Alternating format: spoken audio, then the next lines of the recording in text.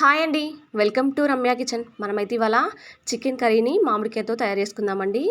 పుల్ల పుల్లగా చాలా టేస్టీగా ఉంటుందండి చికెన్ మామిడికాయ కర్రీ అనేది. ఈ సీజన్లో అయితే మామిడికాయ బాగా దొరుకుతుంది. ఒక పుల్లటి మామిడికాయ తెచ్చి మనం కర్రీ వండుకుంటే ఆ టేస్ట్ అనేది చాలా టేస్టీగా ఉంటుంది. ఇప్పుడైతే మనం ప్రాసెస్లోకి అయితే వెళ్దాము. ఫస్ట్ నేనైతే ఒక 1 కేజీ వరకైతే చికెన్ తీసేసుకున్నానండి. దాన్ని కడిగి అలా పెట్టుకున్నాను. వాటర్ లేకుండా పెట్టుకున్నానండి. ఇప్పుడు దీంట్లో ఒక 2 టేబుల్ స్పూన్ల వరకు కారం వేసేసుకోండి. కారం కొంచెం ఎక్కువగానే పడుతుందండి, ఎందుకంటే పుల్లగా ఉంటుంది కదా మామిడికాయ. దీంట్లోకి అలాగే ఒక 1 టేబుల్ స్పూన్ వరకు సాల్ట్ వేసేసుకోండి. దీంట్లో హాఫ్ టీ స్పూన్ వరకు పసుపు వేసేసుకోండి. అలాగే ఒక 1 టేబుల్ స్పూన్ వరకు ఆయిల్ కూడా వేసేసుకోండి దీనిపైన. ఈ 3 వేసిన తర్వాత చేత్తోనే ఒక 3-4 నిమిషాలు బాగా కలిపేసుకోండి. మనము ఎంత బాగా ఉప్పు కారం పట్టిస్తే అంత బాగా టేస్ట్ వస్తుందండి. ఉప్పు కారం బాగా పడుతుంది అప్పుడు మన పీస్కి అనేది. అలా పీస్ తీసుకుంటూ ఒక్కొక్క దాన్ని తీసుకుంటూ కూడా మొత్తం కలిపేసుకోండి అంతా ఒక్కొక్కసారి. ఇలా కలిపేసి పక్కన పెట్టేసేయండి ఒక హాఫ్ అన్ అవర్ పాటు. ఈలోపు మనం మసాలా అనేది రెడీ చేసుకుందాము. ఫస్ట్ అయితే గ్యాస్ ఆన్ చేసుకొని కడాయి పెట్టుకొని దీంట్లో ఒక 2 టేబుల్ స్పూన్ల ధనియాలు అయితే వేసేసుకోండి. అలాగే జాపత్రి, బిర్యానీ ఆకు, అలాగే ఒక దాల్చిన చెక్క, 4 మిరియాలు, 4 లవంగాలు, 2 ఇలాచీలు వేసేసుకోండి. కొంచెం ఫ్రై చేసుకోండి దీన్ని. ఒక దూరగా ఫ్రై చేసుకుంటే సరిపోతుందండి. ఒక 2 నిమిషాలు అయితే ఫ్రై అయిపోతాయి. చూడండి పూర్తిగా ఫ్రై అయిపోయాయి. ఇవి చల్లారిన తర్వాత మిక్సీ జార్లోకి అయితే తీసేసుకొని దీంట్లో ఒక 7-8 వరకు జీడిపప్పులు అయితే వేసేసుకోండి. గ్రేవీ కోసం అండి. ఇలా మిక్సీ పట్టేసుకొని పక్కన పెట్టేసుకోండి. ఇప్పుడు దీన్ని చూడండి మెత్తగా మిక్సీ పట్టేసుకోవాలి. ఇప్పుడు దీంట్లోనే ఒక 2 పచ్చిమిర్చి కూడా వేసేసుకుంటున్నానండి. అలాగే చిన్న సైజు అల్లం ముక్క కూడా వేసేసుకుంటున్నాను నేను.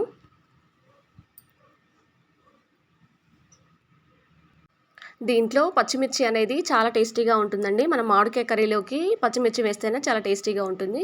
అలాగే కొద్దిగా పుదీనా, కొద్దిగా కొత్తిమీర వేసేసుకొని 4 వెల్లుల్లి రెబ్బలు కూడా వేసేసుకొని మెత్తగా మిక్సీ పట్టేసుకొని పక్కన పెట్టేసుకోండి. ఇప్పుడైతే కడాయి అయితే పెట్టుకొని హీట్ అయిన తర్వాత దాంట్లో ఒక 2 టేబుల్ స్పూన్ల ఆయిల్ అయితే వేసేసుకోండి. ఆయిల్ కొంచెం ఎక్కువగానే పడుతుందండి, పర్లేదు. ఆయిల్ కొంచెం వేడెక్కిన తర్వాత దీంట్లో నేను ఒక 4 వరకు ఉల్లిపాయలు, చిన్న సైజు ఉల్లిపాయలు తీసుకున్నానండి. వాటిని చిన్నగా కట్ చేసుకొని పెట్టేసుకోండి. ఇప్పుడు దీంట్లో వేసుకొని ఒక దూరగా ఫ్రై చేసుకోండి ఆనియన్స్ కూడా. దీంట్లోకి మనకు ఆనియన్స్ గ్రేవీ కూడా చాలా టేస్టీగా ఉంటుందండి. మామిడికాయ వేస్తున్నాం కదా, అంత బాగా ఏమో ఆనియన్స్ వేసినట్టు ఉండదు. చూడండి ఇలా ఫ్రై అయిన తర్వాత దీంట్లో ఇప్పుడు మనము పేస్ట్ చేసుకున్నాము కదండి, అదంతా ఇందులో వేసేయండి. పచ్చిమిర్చి, పుదీనా, కొత్తిమీర, కొంచెం అల్లం వెల్లుల్లి వేసి మిక్సీ పట్టేసుకున్నాం కదా, దాన్ని అంతా ఇందులో వేసేయండి. ఇది ఆయిల్లో ఒక 2 నిమిషాల పాటు ఫ్రై కావాలండి. ఇలా మొత్తం కలిపేసుకుంటూ ఒక 2 నిమిషాల పాటు ఫ్రై చేసుకోండి.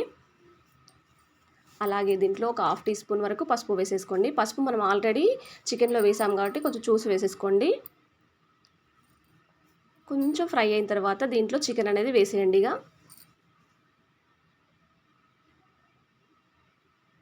చికెన్ వేసి మొత్తం కలిపేసుకోండి అంతా ఒకసారి బాగా కలిసేలా. ఆ పచ్చిమిర్చి అదంతా మీరు కావాలంటే ఇంకొక 2 పచ్చిమిర్చి ఎక్కువగా వేసేసుకొని కారం తక్కువగా కూడా వేసేసుకోవచ్చండి. దీంట్లోకి పచ్చిమిర్చి అలా మిక్సీ పట్టి వేస్తేనే చాలా టేస్టీగా వస్తుంది. మూత పెట్టి ఒక 10 నిమిషాల తర్వాత చూడండి కొంచెం బాయిల్ అయిపోయింది కదా. వాటర్ అనేది యాడ్ చేయొద్దండి. ఇప్పుడు దీంట్లో మనము పౌడర్ చేసి పెట్టుకున్నాం కదా, దాన్ని అంతా ఇందులో వేసేయండి. మసాలా అంతా ఇందులో వేసేసి అలాగే కొంచెం తక్కువగా ఉంటే ఒక 1 టేబుల్ స్పూన్ వరకు కారం వేసుకున్నానండి. నేను పచ్చిమిర్చి ఇంకొకటి వేద్దాం అనుకున్నాను, వేయలేదు. అందుకని ఒక 1 టేబుల్ స్పూన్ వరకు కారం వేసాను. మళ్ళీ మీరు కారం వద్దు అనుకుంటే పచ్చిమిర్చి కొంచెం ఎక్కువగా కూడా యాడ్ చేసుకొని వేసేసుకోవచ్చు, అది కూడా చాలా టేస్టీగా వస్తుందండి.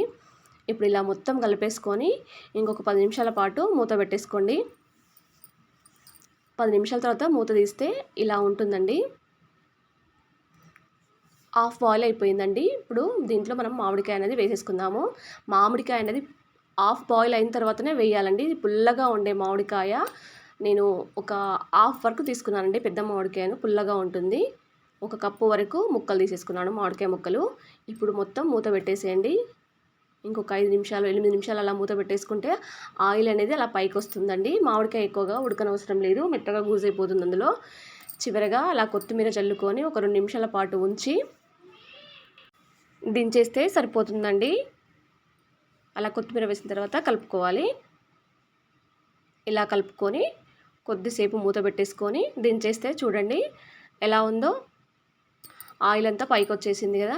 ఇది అన్నంలోకైనా చపాతీలోకైనా చాలా టేస్టీగా ఉంటుందండి. పుల్ల పుల్లగా చాలా టేస్టీగా ఉంది.